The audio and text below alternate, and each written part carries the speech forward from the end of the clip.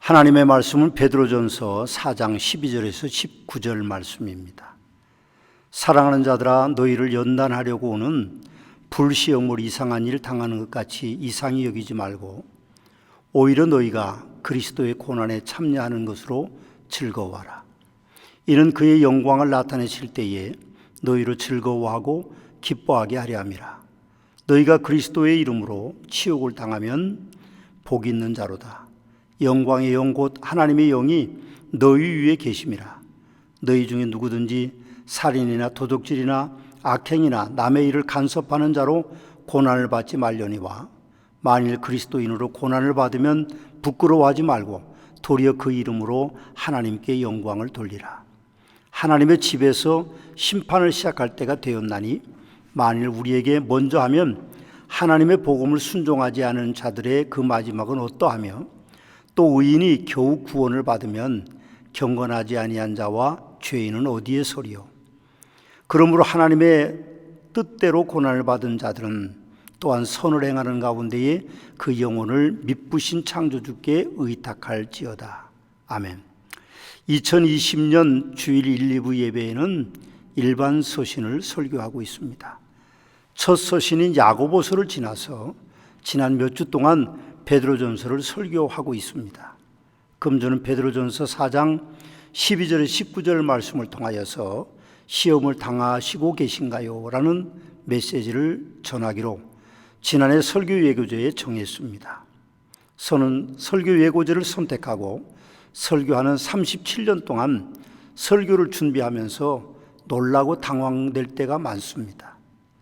설교 예고제에 정한 설교가 세계 정세와 한국의 상황 그리고 서머나교의 정황에 딱 맞을 때가 너무 많기 때문에 놀라는 것입니다. 금주도 마찬가지입니다.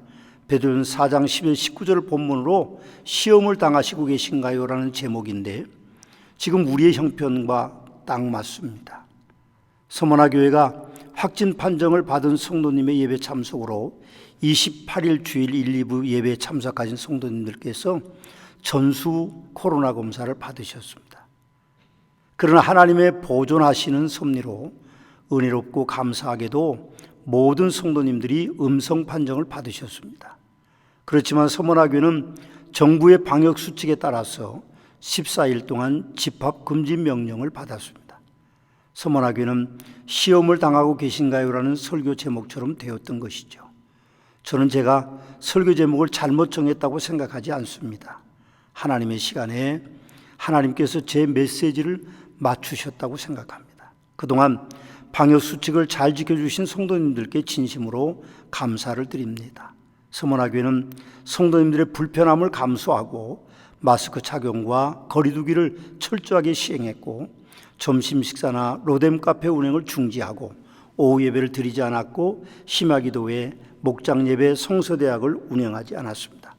찬양대도 최소의 단원으로 마스크를 쓰고 연습했으며 그래서 확진자가 교회에서는 나오지 않은 것입니다. 그동안 방역수칙을 잘 지켜주신 성도님들께 다시 한번 감사의 말씀을 드립니다. 코로나로 인하여 사람들이 민감해지고 있습니다. 그렇지만 그 누구도 이 감염으로부터 자유로울 수는 없습니다. 그런 이유 때문에 우리는 남을 향한 비난을 하지 않고 베드로 사도의 말씀대로 무엇보다도 뜨겁게 서로 사랑하셔야 합니다. 사람의 진면목은 시험을 당할 때와 환난을 당할 때에 드러난다고 합니다. 시험의 강을 건너는 지금 우리는 서로 좋은 성도의 모습을 보여야 할 때입니다. 오늘 베드로 사도는 사랑하는 자들아 너희를 연단하려고 오는 불시험을 이상한 일 당하는 것 같이 이상히 여기지 말고 오히려 너희가 그리스도의 고난에 참여하는 것으로 즐거워하라. 이는 그의 영광을 나타내실 때에 너희를 즐거워하고 기뻐하게 하려 하심이라고 그렇게 말씀하고 계십니다. 베드로 사도께서 그렇게 말씀하시는 이유는 참 우리에게 여러 가지 많은 교훈을 주고 있습니다. 여러분, 우리가 당하는 시험은 불시험일 수도 있습니다. 매우 견디기 어려운 시험이라는 말씀이죠. 그런데도 불시험이 너희를 연단하려고 하는 이상한 일 당하는 것 같이 이상히 여기지 말고 오히려 너희가 그리스도의 고난에 참여하는 것으로 즐거워하라고 그렇게 말씀하고 계십니다. 우리에게 시험은 연단하기 위해서 오는 것이라고 말씀하고 계시는 것이죠. 로마서 5장 3절과 4절에서는 우리가 환난 중에도 즐거워하나니 이는 환난은 인내를, 인내는 연단을, 연단은 소망을 이룬 줄 암이라, 그렇게 말씀하십니다. 여러분과 제가 서문학교의 성도라서 환난에서 인내로, 인내에서 연단으로, 연단에서 소망으로 이어지도록 우리는 능력 있는 성도로 발휘되어야 될 것입니다. 서문학교회는 어떤 상황에서도 소망을 절대로 잃지 않을 것입니다. 서문학교회는 이번에 코로나 사태로 환난에서 인내를, 인내로 연단을, 연단으로 소망을 얻는 복된 교회로 부흥될 것입니다. 할렐루야. 시험을 당할 때의 문제는 충격과 데미지가 서로 다른 데 있습니다. 이번에 우리 교회에 온 코로나 시험으로 인해서 서로 다른 데미지가 있었습니다. 어떤 성도님들은 아예 교회를 오시지 않았습니다. 물론 나름대로 이유는 있으시죠. 연세가 많거나 기저질환자이거나 또 직장 때문에 어쩔 수 없는 경우들도 아마 있으셨을 것입니다. 또 어떤 성도님들은 빠짐없이 예배에 참석하셨습니다. 그래서 데미지가 서로 다른 것이죠. 또 어떤 분들은 전혀 코로나와 상관이 없이 그렇게 코로나에 대한 두려움이 없는 분들도 계셨습니다. 코로나 확진을 받은 성도님들로 인해서 성도가 선별 진료를 받는 것에 대해서도 데미지가 서로 달랐습니다. 그런 중에도 저는 서문학교 성도님들의 모습이 참 자랑스러웠습니다. 누구 한 분 원망을 하거나 불평하는 일이 없이 질서정연하게 2일 동안의 검사를 잘 받으셨습니다. 임시 선별 진료소로 헌신하신 매우 고마운 서구보건소 소장님과 직원들께서는 오히려 서문학교의 성도들이 질서를 잘 지키고 계신다고 저에게 칭찬해 주셨습니다. 참 고난 중에, 시험 중에, 환난 중에 감사했습니다. 코로나로 인해서 14일 동안 서문학교에 집합 금지 명령이 내려진 것도 데미지가 다르게 나타날 것입니다. 어떤 분들은 교회가 그립고 또 어떤 분들은 교회에 예배를 드리고 싶어 카카오 TV 앞에라도 무릎을 꿇을 것이고 어떤 분들은 무덤덤하실 것입니다. 지난 2월과 3월에 우리 교회는 약 6주 정도를 예배를 드리지 못했습니다. 물론 그 이후에도 자유롭게 예배를 드리지 못했습니다. 그런데도 성도님들은 SNS 예배를 경건하고 성실하게 드리셨습니다.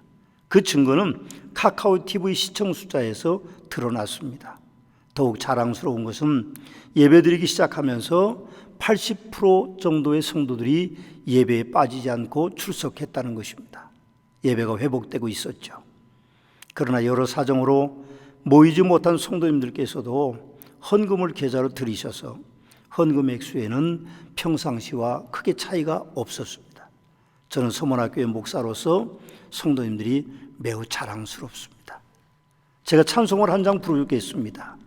너 시험을 당해 죄 짓지 말고 너 용기를 다해 곧 물리치라. 너 시험을 이겨 새 힘을 얻고 주 예수를 믿어 늘 승리하라. 우리 구주의 힘과 그의 위로를 빌라. 주님 내 편에 서서 항상 도우시리. 하나님께서 우리를 도우실 것입니다. 특별히 서문학교 성도님들을 하나님께서 도와주실 것입니다. 여러분, 때로는 시험과 환난이 어떤 경우에는 하나님의 징계일 수도 있다고 베드로 사도는 우리에게 그렇게 말씀합니다. 17절과 18절을 유의해서 보십시오. 하나님의 집에서 심판을 시작할 때가 되었나니 만일 우리에게 먼저 하면 하나님의 복음을 순종하지 않은 자들의 그 마지막은 어떠하며 또 의인이 겨우 구원을 받으면 경건하지 아니한 자와 죄인은 어디에 서리요 하고 말씀하고 계십니다. 최근 한국 땅에 약 10년 사이로 사스와 메리스, 코로나 질병이 창궐했습니다. 어쩌면 이것이 하나님의 경고하심일 수도 있습니다. 한국은 의술이 세계적입니다. 그리고 의료보호 제도가 세계에서 가장 뛰어난 국가입니다. 그래서 평균 연령이 100세 시대가 온다고 자랑스럽게 말하고 있었습니다. 이제 한국 의술이 발전하기 때문에 암도 정복하는 시대가 온다고 하던 때에 바이러스 하나로 수많은 사람들이 고통을 당하고 죽음을 맛봤습니다. 참 어이없는 일이죠. 생각해보면 진짜 어이없는 일입니다. 감기균과 같은 바이러스 때문에 사람의 교만이 꺾이고 있는 것입니다. 어떤 학자들은 인간의 무분별한 발전의 부작용으로 해석하기도 합니다. 그래서 지구 곳곳에 기근과 홍수의 피해를 입고 있고, 미얀마에서는 어제 그저께에 177명의 옥광산에서 일하다가 이제 비로 인해서 생명을 잃었습니다. 여러분, 영화의 땅이라고 알려져 있는 알래스카, 보통은 영상으로 올라올 일이 없는 땅인데도 40도에 가까이 이르러서 강에서 수영하는 사람들의 모습을 우리는 봤습니다. 수억 마리의 메뚜기 떼가 아프리카에서 아시아로 이동하면서 모든 생물을 뜯어먹고 있습니다. 어찌된 일인지 남미에서도 수많은 메뚜기 떼들이 사람들이 먹을 양식을 먹어가고 있습니다. 참 안타깝죠. 이것이 하나님의 징계가 아니면 무엇이겠습니까? 사람들은 교만함을 버려야 될 것입니다. 자랑스러움을 버려야 될 것입니다. 오직 하나님을 의지해야 될 것입니다. 오늘 18절 말씀에는 하나님의 집에서 심판을 시작할 때가 되었나니 그렇게 말씀하십니다. 히브리서 12장에는 내 아들아 주의 징계하심을 경히 여기지 말고 그에게 꾸지람을 받을 때에 낙심하지 말라. 주께서 그 사랑하시는 자를 징계하시고 그가 받아들이시는 아들마다 채찍질하심이라고 하셨으니 너희가 참음은 징계를 받기 위함이라. 하나님이 아들과 같이 너희를 대우하시나니 어찌 아버지가 징계하지 않는 아들이 있으리요. 징계는 다 받는 것이 오늘 너희에게 없으면 사생자요 친아들이 아니니라. 그렇게 말씀하셨습니다. 여러분, 하나님의 징계는 때로는 믿는 자에게 임하는 것입니다. 그것은 하나님께서 그 징계를 통해서라도 하나님의 백성들이 바로 서기 원하는 마음이 있기 때문이죠. 혹시 믿음이 좋다고 드러내시는 어떤 성도님들과 목사님들이 우리 교회 우리 성도님들은 코로나가 침범하지 못할 것이라고 방심했을 수도 있습니다. 요 며칠 사이에 우리는 많은 교회에서 그런 일로 피해를 입는 경우들을 봅니다. 참 안타깝죠? 그러나 우리는 하나님의 집에서 심판을 시작할 때가 되었느냐는 말씀을 잊지 말고 경건하게 살아야만 될 것입니다. 베드로 사도께서는 우리에게 하나님의 일을 하다가 시험당하고 고난당해야 한다고 오히려 우리에게 말씀하고 있습니다. 13절에 16절 말씀을 함께 봉독해 보시겠습니다. 13절입니다. 오히려 너희가 그리스도의 고난에 참여하는 것으로 즐거워하라. 이는 그의 영광을 나타내실 때에 너희로 즐거워하고 기뻐하게 하려 함이라. 너희가 그리스도의 이름으로 치욕을 당하면 복 있는 자로다. 영광의 영 곧 하나님의 영이 너희 위에 계심이라. 너희 중에 누구든지 살인이나 도둑질이나 악행이나 남의 일을 간섭하는 자로 고난을 받지 말려니와 만일 그리스도인으로 고난을 받으면 부끄러워하지 말고 도리어 그 이름으로 하나님께 영광을 돌리라. 그렇게 말씀하고 계십니다. 우리가 당하는 코로나 바이러스 고난은 우리 믿음의 선조들의 복음을 전하고 복음대로 살다가 당하는 고난에 비하면 그 데미지가 비교가 되지 않습니다. 베드로 사도가 살던 그 시대에는 로마 기독교의 박해 시대였습니다. 10번이 넘는 황제의 박해가 수많은 사람들을, 특별히 그리스도인들을 이제 죽음으로 몰고 갔습니다. 온 가족이 한 자리에서 십자가에 달리기도 했고, 그리고 십자가 위에 달려놓은 채로 쇠밥이 되기도 했습니다. 사자에게 물어 뜯기는 죽음이 그들에게 있었고, 검투사의 칼에 의해서 훈련용 도구로 사용되기도 했습니다. 여러분, 목이 잘리고 팔다리가 잘리고, 그리고 이제 망에 갇혀서 순교당하는 그런 일들 참 많았습니다. 그때는 그렇게 순교자의 길을 가야 되는 시대였습니다. 그런데도 우리의 믿음의 선조들은 믿음을 잃지 않았습니다. 복음을 전하여 교회가 오히려 부흥됐던 것을 우리는 봅니다. 19절 함께 봉독해 보시겠습니다. 그럼 하나님의 뜻대로 고난을 받은 자들은 또한 선을 행하는 가운데에 그 영혼을 미쁘신 창조주께 의탁할지어다. 아멘입니다.